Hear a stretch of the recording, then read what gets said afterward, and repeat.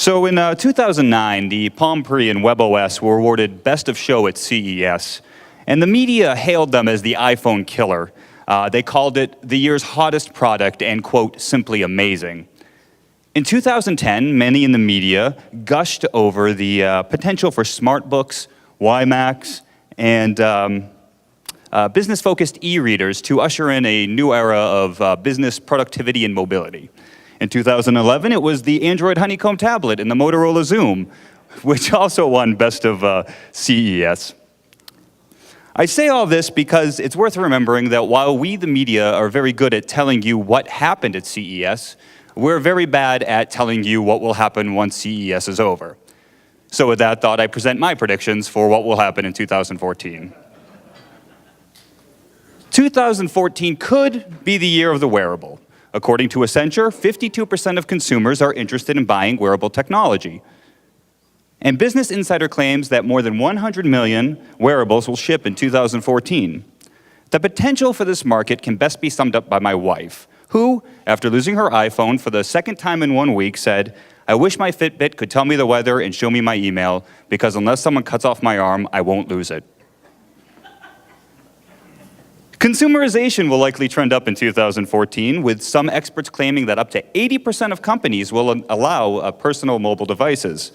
So, 2014 could be the year of BYOD and BYOA with more MDM and MAM as part of EMM, but because the CIO and CMO are concerned with MS, and because users want iOS instead of BB10, IT and MIS will likely be overwhelmed with TLAs, which are three-letter acronyms.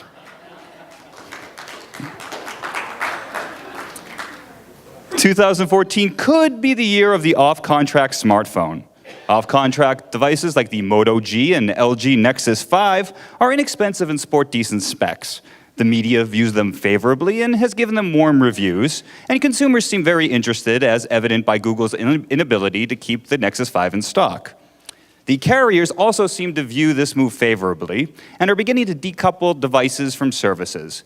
T-Mobile provides a wonderful example with its Un-carrier branding, and that's helped them to add more than 1 million new customers. Looking back at 2014, we may consider it the year that the commodification of smartphones began in earnest.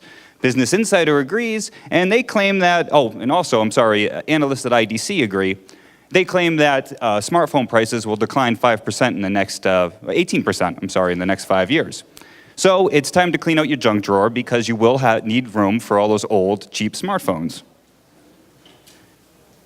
2014 could be the year that the gadget market, long buoyed by mobile, flatlines or declines.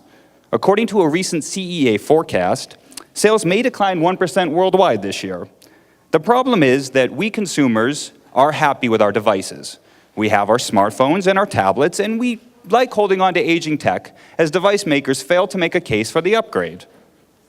In other words, you guys are all out of gee whiz. Thinner and lighter don't cut it. I don't need an iPad Air if I have an iPad 2 or a 3 or a 4. I don't need marginal processor upgrades, nor do I need gimmicks like biometrics or voice-activated assistant. I agree most strongly with this point, but before you put any stock in that, it's worth considering the Palm Pre and the Motorola Xoom. The media loved them at CES. I gave the Xoom 4 out of 5 stars in my review, and they both bombed, nearly taking down one company and nearly tanking another.